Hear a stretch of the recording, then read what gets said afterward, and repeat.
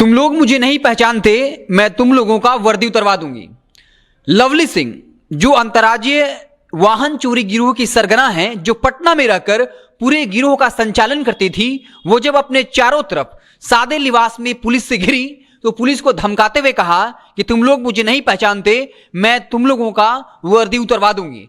आपको बता दें कि पुलिस जो है लगातार एक अंतर्राज्यीय वाहन चोरी गिरोह से परेशान थी। आए दिन वाहन चोरी की घटनाएं हो रही थी, जिससे खासकर झारखंड सरकार बहुत परेशान थी। इसके अलावा झारखंड के अलावा कई अन्य राज्यों में दिल्ली तक जो है अंतर्राज्यीय वाहन चोरी गिरोह का खौफ था, उसका तांडव था। और इसकी सरगना जो है वो पटना में रहने वाली पाटलिपुत्र थाना क्षेत्र के बोरिंग रोड के इंद्रपुरी से गिरोह का संचालन करती थी लवली सिंह। ये रात में अक्सर हाईवे पर लिफ्ट मांगा करती थी, वो 3 पहिया वाहन हो या 4 पहिया वाहन हो, और उसके बाद एक निर्धारित जगह पर उसके गिरोह के जो डकैत हैं, लुटेरे हैं, वो वहां खड़े रहते थे और फिर उस वाहन को लूट लिया जाता था।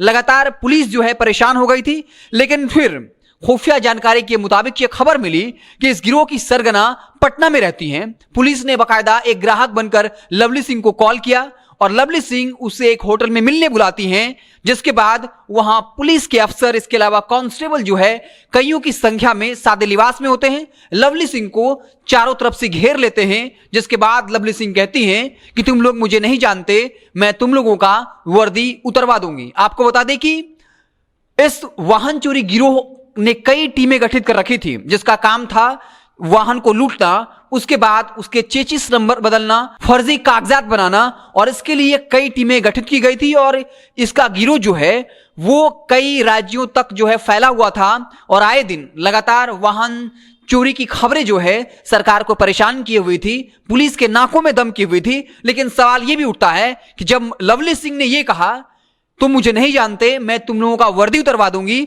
इसका मतलब साफ है कि वो इस बात का इशारा कर रही थी। उन्हें इस बात का कॉन्फिडेंस था कि पुलिस का कोई बड़ा अधिकारी या कोई सफेद पोश नेता उन्हें संरक्षण देता है, इसलिए वो इस आत्मविश्वास लहजे में बोल रही थी। और सवाल यह भी है कि जब ये गिरोह सालों से चल रहा था तो अब तक कोई गिरफ्तारी क्यों नहीं हुई? भले जिस पुलिस की टीम ने इस गिरोह का पर्दाफाश किया तो इससे पहले क्यों नहीं किया गया? किस तरह के अफसर जो हैं इनको संरक्षण दे रही थी, ये जानने वाली बात है। और पुलिस प्रशासन की मिलीभगत किस तरीके से माफिया से, चोरों से, डकैतों के साथ है, ये जो है कोई बताने वाली बात नहीं है। कोई भी गिरोह तब तक अस्तित्व में नहीं रह सकता जब तक उसकी साठगांठ सफेद पोश नेता या पुलिस प्रशासन के अधिकारियों से नहीं हो। और लगातार जिस तरीके से खबरें आ रही हैं कि पुलिस ऑफिसर किस तरीके से रिश्वत ले रहे हैं, आम लोगों पर फर्जी केस डालकर उन्हें जेल में बंद करने की धमकी देते हैं, एक डीआईजी दारोगा से लाखों की वसूली करता है, और इस मसले पर कईयों की गिरफ्तारियां हुई हैं, कईयों का निलंबन हुआ है। तो इस बात में कोई अतिशयोक्ति नहीं है कि लवली सिंह जब इस आत्मविश्वास से बोलती हैं पुलिस को कि तुम मुझे नहीं जानते, हम तुम्हारी वर्दी उतरवा देंगे, तो यह भी जांच का विषय है कि आखिर लवली सिंह के संबंध किन सफेद पोश नेताओं और फिर पुलिस प्रशासन के अधिकारियों से हैं।